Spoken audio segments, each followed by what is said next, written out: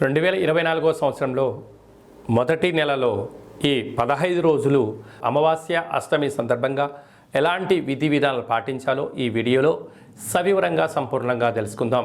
మీనరాశి వారు నూతన ఆంగ్ల సంవత్సర ప్రారంభకాల సమయంలో అష్టమి అమావాస్య తిథియందు ఎలాంటి విధి విధానాలు పాటించాలో ఈ వీడియోలో సవివరంగా సంపూర్ణంగా తెలుసుకుందాం.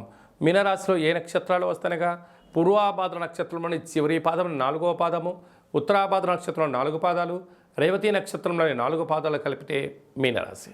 చాలామందికి పుట్టినటువంటి కాల సమయంలో డేట్ ఆఫ్ బర్త్లు లేనటువంటి వారికి పేరు యొక్క మొదటి అక్షరాన్ని అనుసరిస్తూ ఆ రాశిని తెలుసుకునే ప్రయత్నం అవుతుంది.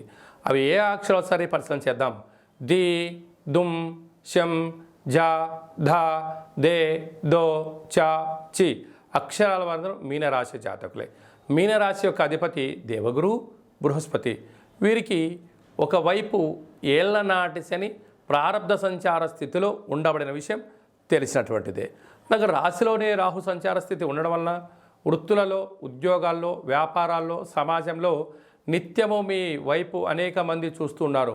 మీ ఎదుగుదలను ప్రతి ఒక్క వ్యక్తి గమనిస్తూనే ఉన్నారు. వాళ్ళ అవసరం ఉంటే మీ దగ్గర వర్గంగా వారి యొక్క ప్రవర్తన ఉంటుంది. మీ అవసరం వాళ్ళకు ఉన్నట్లయితే వాళ్ళ ప్రవర్తన మరో రకంగా ఉంటుంది. అంటే ఇటు తల్లిదండ్రులైనా, మిత్రులైనా, అన్నదమ్ములైనా కూడా మీ అవసరం కోసం, వాళ్ళ అవసరాల కోసం మిమ్మల్ని దిగజార్చే ప్రయత్నం చేస్తున్నారు. కనుక ఎవరు మనవారు, ఎవరు పరాయవారు అని ఆలోచించడంలో మీకు మీరే సరిసాటిగా ఉన్నట్లయితేనే మీ ఉనికిని కాపాడుకుంటూ రాబోయే కాలంలో శత్రువులు లేకుండా చేసుకునే మానవ ప్రయత్నం మనం చేయగలగాలి. ధనాభాకు కుటుంబ స్థలంలో గురు సంచార స్థితి ఉండడం వల్ల వృత్తులలో, ఉద్యోగాల్లో, విదేశాలకు వెళ్ళాలి అనే వారందరికీ కూడా ఇది చాలా మంచి కాలం. సప్తమ స్థానంలో కేతు సంచార స్థితి ఉండడం వల్ల ప్రేమికుల మధ్య, భార్యాభర్తల మధ్య సయోధ్య, కొత్త వస్తువులు, క్రయ విక్రయాలు, భూములు యోగదాయకం అని చెప్పి గమనించాలి. భాగ్యస్థానంలో బుధ శుక్ర సంచార స్థితి ఉండడం వల్ల భార్యాభర్తల మధ్య అన్యోన్యత, అనేక కార్యక్రమాల్లో ముందస్తుగా ప్రణాళికలు రచించడంలో మీకు మీరే సరిసాటి. రాజస్థాన్లో రవికుజ సంచార స్థితి ఉండడం వలన మీరు ఉద్యోగ మార్పు, స్థల మార్పు, అదృష్టాన్ని, ఐశ్వర్యాన్ని ఇస్తూ నూతనమైనటువంటి వాహనాలు, భూములు, క్రయ విక్రయాలు అదృష్టాన్ని, ఐశ్వర్యాన్ని, ఆనందాన్ని, హుందాతనాన్ని కూడా మీకు ఇవ్వబోతున్నాయి.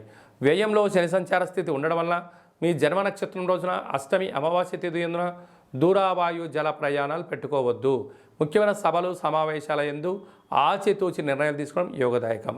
కనుక ఈ నూతన ఆంగ్ల సంవత్సర ప్రారంభకాల సమయంలో మీ జన్మ నక్షత్రం రోజున అష్టమి అమావాస్య తిథుల యందు సందర్భంగా వీలైనంత వరకు మీరు తెల్లటి నువ్వులతో కూడుకున్న ఆహారాన్ని వండుకొని బ్రాహ్మణుడికి కానీ, గోమాతకు కానీ, స్త్రీమాతకు కానీ దానం చేసి మీరు శనివారం పూట ఉపవాసం ఉండడం వలన, భూశయనం చేయడం వలన అనేక శత్రువులు తగ్గిపోతారు అని చెప్పి గమనించాలి.